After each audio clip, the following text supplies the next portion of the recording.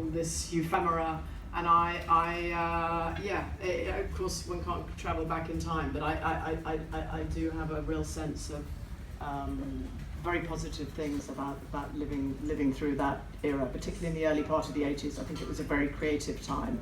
It was politically a very messy time in the UK and other parts of the world too, but it was, as a young woman, it was an exciting time to be embarking in a career as a filmmaker. That place defines us, and how was it for you to see London nowadays through the eyes of the souvenir and the time that you grew up and you lived there? Yes, I mean, it's very hard for me to be objective about a place because it's so much a part of my creativity. I'm so much affected by the place that I'm in. I mean, just being here now, I'm looking around and I take in my surroundings.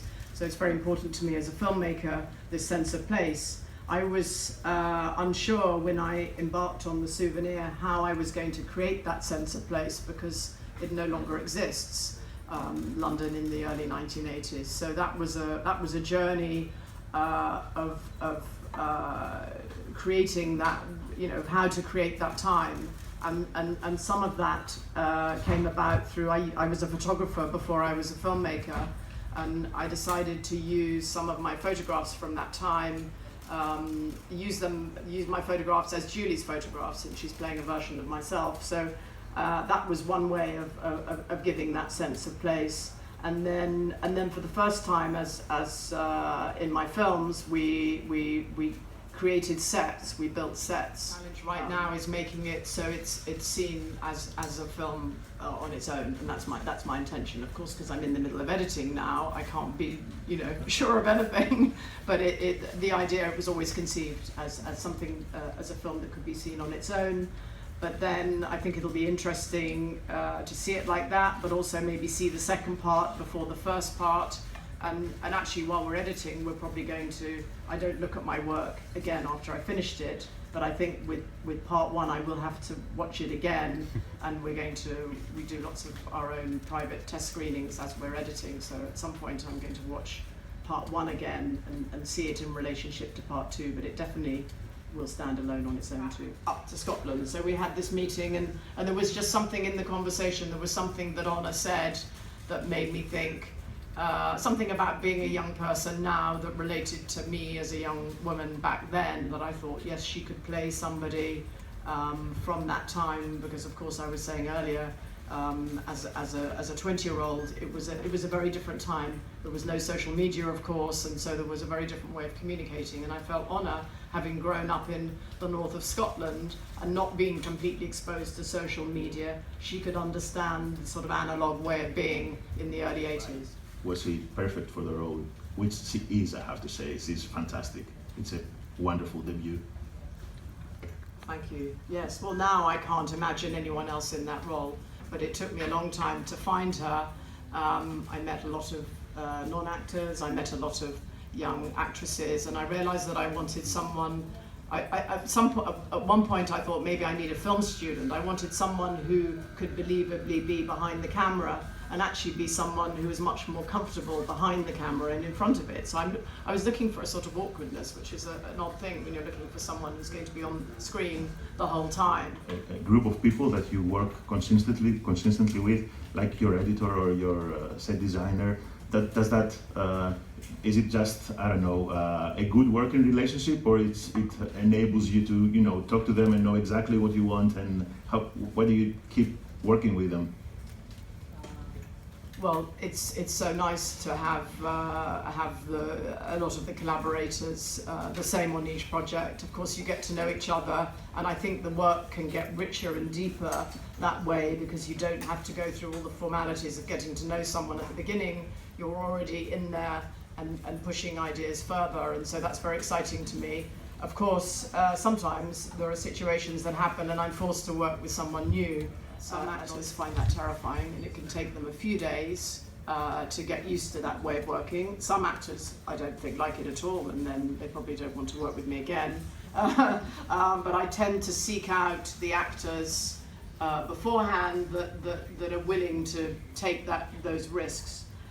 Except it's true that you don't always know how brave they are until you get to the shoot, because I have had an actor say to me, oh, they love to improvise and they're really happy not to have a script and not to be given a dialogue, and then when the shoot comes it turns out that actually they feel very very uncertain without something written down, and then I'll adapt, because I don't just work in one way no matter what. I've come out of 12 years working in television. I've been directing television series, not from my own scripts, but from scripts that I was given, an existing series, and that was I probably had many more doubts in that 12-year period, because I was fighting up against a system that didn't allow me to do exactly what I wanted to do, and anyway I wasn't working from my own ideas, so I was desperate. By the time I did the last TV job, I was desperate to speak out myself. I mean, I was desperate to use my own voice.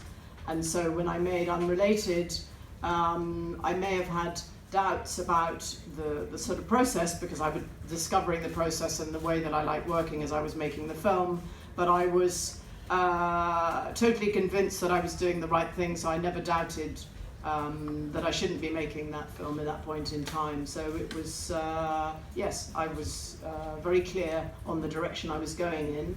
Of course, the details of how I work and how I've come to work since came about when I was shooting Unrelated. I didn't know then that I was happier, or before I made the film, I didn't know that actually I was happier writing the script as I was going along with my cast. That was something that that happened, yeah, during the shoot. About the limitations and the possibilities. Back then, in a way, there was a kind of blissful ignorance about it, and that helped me and gave me confidence.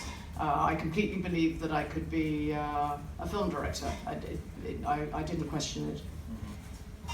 Even though many of your teachers at the university watching the film, I assume that they weren't so sure about it back at the time. It was a different era, and do you think that has to do with how they thought about you and what you wanted to do? Well, actually, the confidence I was just talking about was a confidence that I felt before I went to film school, because I believed that I could be a filmmaker and not go and learn the craft, in a sense. And so the problems for me, in a way, only began at film school, because exactly I came up against the tutors, and the film school I went to had a very particular idea of a kind of cinema you should be making, and I didn't entirely fit that mold, and I didn't really fit any mold that they could understand. So it was more, the difficulty wasn't so much that I was a woman, but that I wanted to make a cinema that they didn't understand. Because there were many other contemporaries of mine who were women, and they got lots of support at film school and were encouraged. So it wasn't the gender thing at all.